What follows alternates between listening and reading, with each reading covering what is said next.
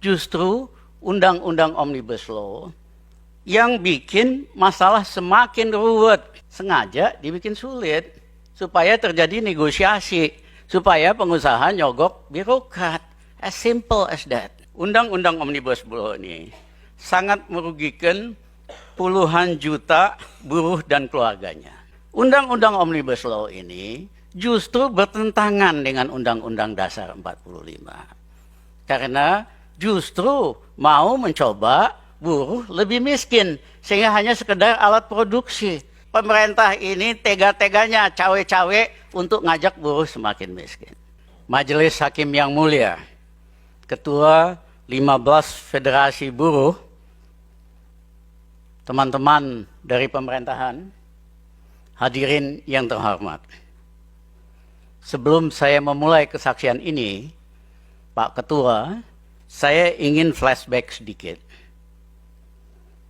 Saya pernah hadir di mahkamah ini jadi saksi ahli dalam judicial review Undang-Undang Minerba, mewakili Muhammadiyah dan tokoh-tokoh masyarakat tanggal 20 Juni 2009. Syukur waktu itu, Majelis Hakim dari Mahkamah Konstitusi menggabulkan dan membatalkan Undang-Undang Minerba yang merugikan kepentingan nasional. Mudah-mudahan judicial review hari ini tentang Omnibus Law dapat dikabulkan dan dibatalkan oleh Mahkamah Konstitusi karena merugikan nasib puluhan juta buruh dan keluarga dan hanya mementingkan kepentingan oligarki. Dalam mengajukan Undang-Undang Omnibus Law, pemerintah menggunakan dua alasan utama. Satu, bahwa ekonomi nasional dalam kondisi sangat genting karena COVID, dampak krisis global, dan sebagainya. Alasan ini terlalu mengada-ada karena faktanya ekonomi Indonesia 2020-2003 tumbuh sekitar 5%.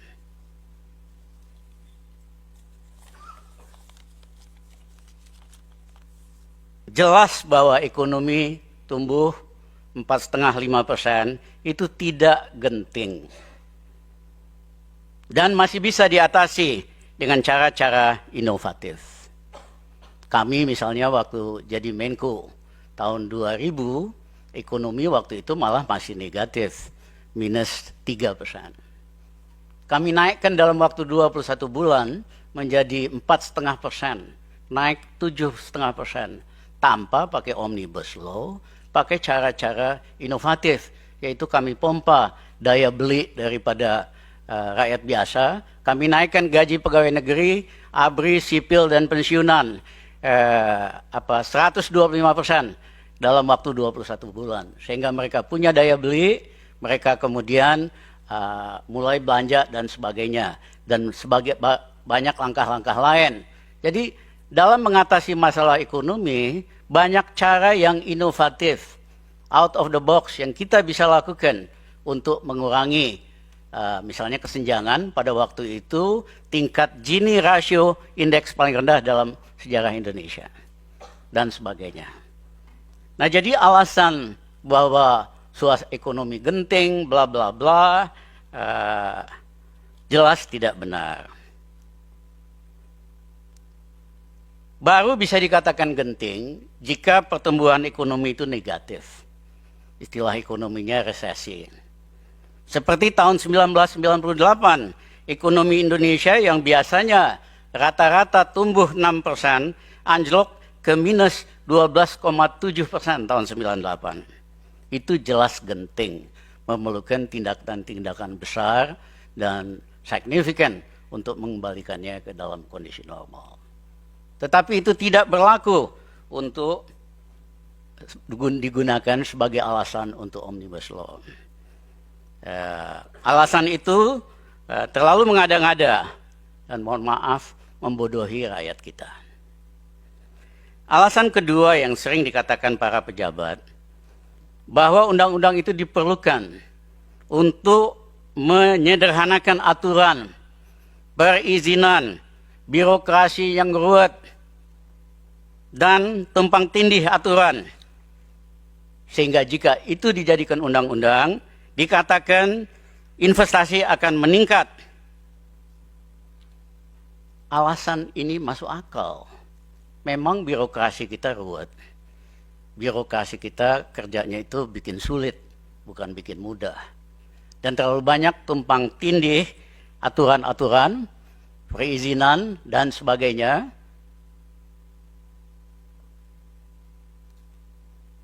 Tetapi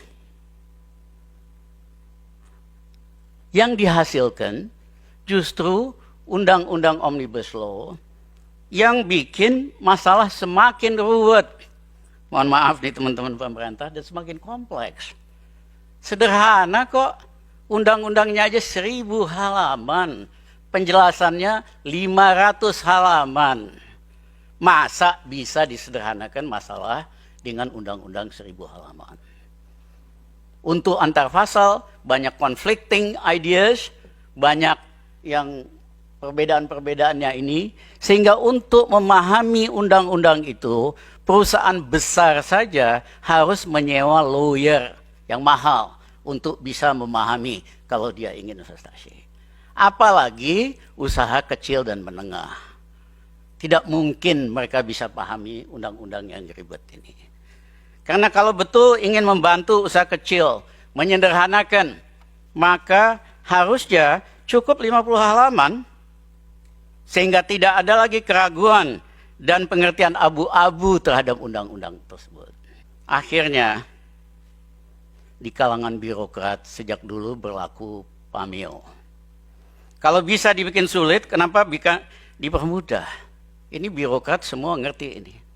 Artinya, sengaja dibikin sulit supaya terjadi negosiasi, supaya pengusaha nyogok birokrat. As simple as that. Ya. Jadi niat yang baik, niat yang bagus untuk menyederhanakan izin, birokrasi supaya lebih bersahabat. Presiden Jokowi selalu bilang, contoh di mana itu, di Qatar atau Uni Arab Emirat, ya 2 minggu izin beres. Kan itu pidatonya bolak-balik. Tapi hasilnya, undang-undangnya itu bertentangan dengan niat baik itu. Karena mohon maaf, para pejabat ya masing-masing bidangnya tetap masukin kepentingannya, tidak ada konduktor yang merapikan ini semua. Mohon maaf, zaman Pak Harto ada Profesor Wijoyo yang merapikan berbagai macam kepentingan birokrat. Zaman kami sebagai Menko yang merapikan berbagai kepentingan itu. Mohon maaf, undang-undang ini konduktornya itu asal masukin aja semua. Ya, dan mohon maaf, Seknek hari ini, maaf, termasuk paling lemah dalam sejarah Indonesia, ya, nggak mampu menyederhanakan hal-hal yang niatnya baik, harusnya undang-undangnya, peraturannya, realitasnya juga baik. Tapi ini niat baik, hasilnya itu malah bikin ruwet.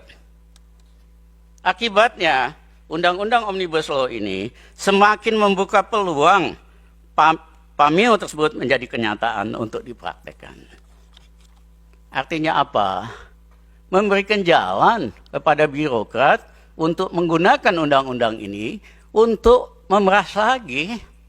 Itu kan penyakit di Indonesia.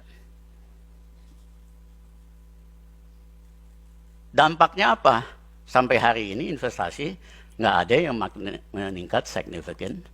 Yang meningkat itu hanya di sektor tambang, karena Indonesia tambangnya langka, ya.